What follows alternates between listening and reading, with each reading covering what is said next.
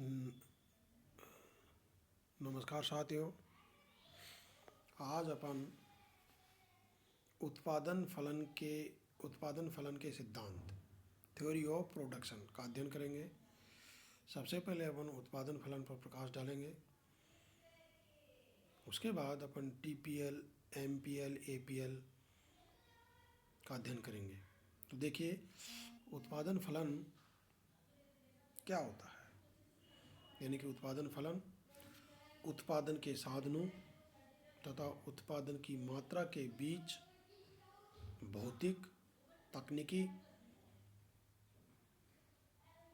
अथवा फलनात्मक संबंध को दर्शाता है।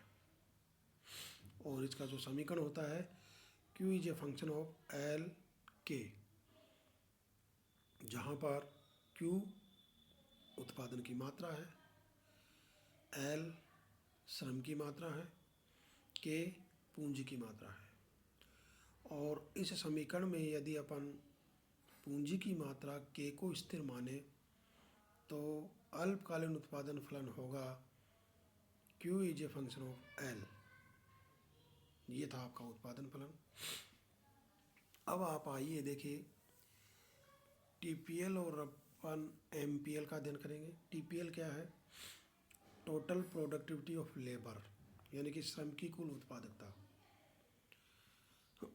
यानी उत्पादन के यानी कि श्रम की विभिन्न इकाइयों के द्वारा जो उत्पादन किया जाता है उसका अगर टोटल योग निकाल लिया जाए तो टोटल प्रोडक्टिविटी आ जाएगी उसकी। ऐसे ही एमपीएल है मार्जिनल प्रोडक्टिविटी ऑफ लेबर, यानी कि श्रम की सीमांत उत्पादकता। एपीएल क्या है? एवरेज प्रोडक्टिविटी ऑफ लेबर, श्रम की औसत उत्पादकता। अभी यहाँ पर देखिए, टीपीएल, एमपीएल और एपीएल का अपन डायग्राम के आधार पर भी अध्ययन कर सकते हैं। तो एमपीएल कैसे निकालेंगे?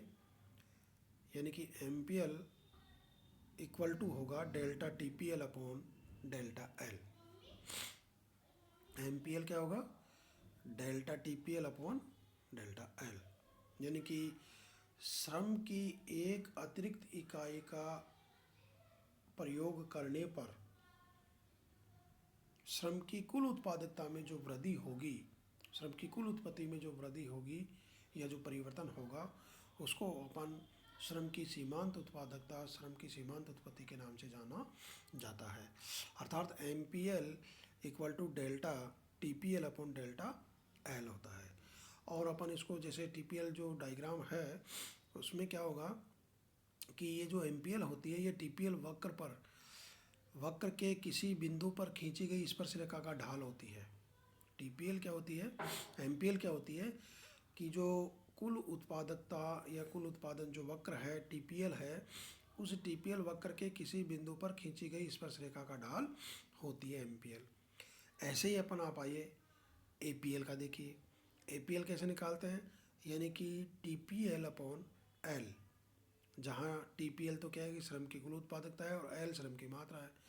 यानी कि श्रम की कुल उत्पत्ति में अगर श्रम की इकाइयों का भाग दे दिया जाए तो एपीएल प्राप्त होगी। और ये जो एपीएल है ये मूल बिंदु से टीपीएल वक्र पर खींची गई स्पर्श रेखा, सीधी रेखा का ढाल होती है। देखिए दोनों में फ़र्क है। एमपीएल तो क्या होती है कि टीपीएल वक्र के किसी बिंदु पर खींची गई स्पर्श रेखा, वो मूल बिंदु से नहीं खींची हुई होनी चाहिए। कहने का मतलब ये है कि टीपीएल वक्र के किसी बिंदु पर खींची गई स्पर्श रेखा का ढाल, टीपीएल वक्र पर कहीं भी कोई बिंदु ले लीजिए और उस पर एक रेखा की स्पर्श रेखा खींचिए, उसका ढाल ही क्या होगा? एमपीएल होगा। एपीएल क्या है कि एपीएल मूल बिंदु से टीपीएल वक्र पर खींची गई स्पर्श रेखा का ढाल होती है। दोनों में फर्क है और ये कभी ऋणात्मक नहीं हो सकती। अब देखिए इसको डायग्राम के आधार पर अगर अपन एक्सप्लेन करें तो कर सकते हैं अपन। ऊपर वाला जो डायग्राम है टीपीएल का है, नीचे एएल, एमपीएल और एएल है, एपीएल है। तो टीपीएल वक्र क्या होता है कि इसके क्षैतिज अक्ष पर श्रम की मात्रा लेते हैं और लंबवत अक्ष पर टीपीएल कुल उत्पत्ति को लेते हैं। और ऐसे ही APL और MPL वक्र में नीचे श्रम की मात्रा और लंबवत अक्ष पर APL और MPL लेते हैं। अब देखिए TPL वक्र प्रारंभ में बढ़ती हुई दर से बढ़ता है, फिर घटती हुई दर से बढ़ता हुआ अधिकतम हो जाता है। तो कहने का मतलब है कि जिस बिंदु पर ये TPL वक्र यानी कि बढ़ती हुई दर से बढ़ना बंद करके घटती हुई दर से बढ़ना शुरू करता है, उस बिंदु को पॉइंट ऑफ इन्फ्लेक्शन के नाम से जाना जाता है, अर्थात मोड़ का बिंदु होता है। और इस बिंदु पर यानी कि MPL अधिकतम होती है। ऐसे ही जिस बिंदु पर APL और MPL बराबर होती है वहाँ पे APL अधिकतम होती है, और जिस बिंदु पर TPL अधिकतम होती है वहाँ MPL शून्य होती है। तो कहने का मतलब ही अपन इस डायग्राम के आधार पर अपन इनमें संबंध भी देख सकते हैं। TPL और MPL में क्या संबंध होगा, यानी कि जब TPL बढ़ती है तो MPL यानी कि श्रम की सीमांत उत्पत्ति धनात्मक होगी। MPL is greater than zero. और जब TPL मैक्सिमम होती है, अधिकतम होती है, वहाँ MPL जीरो होती है। और जब TPL घटने लगती है तो वहाँ MPL लेस देन जीरो यानी कि MPL ऋणात्मक होती है। ऐसे ही APL और MPL में संबंध देख सकते हैं। जब APL बढ़ती है तो MPL is greater than APL होती है, यानी कि जब APL बढ़ती है तो MPL APL से अधिक होती है।